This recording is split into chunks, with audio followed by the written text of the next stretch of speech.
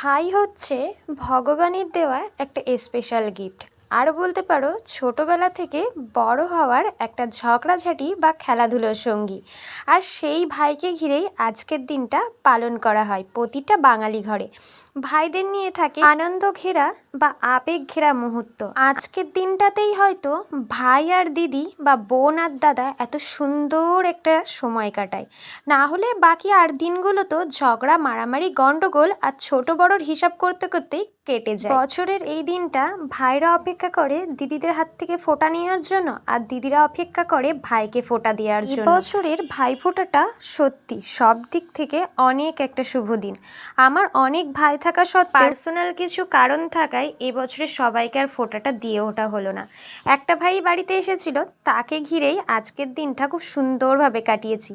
রাত্রে একটু ভাইয়ের আবদারে নিয়ে চলে এসেছিলাম বাজি। সবাই মিলে বাজিটাকে নিয়ে খুব আনন্দ করেছি।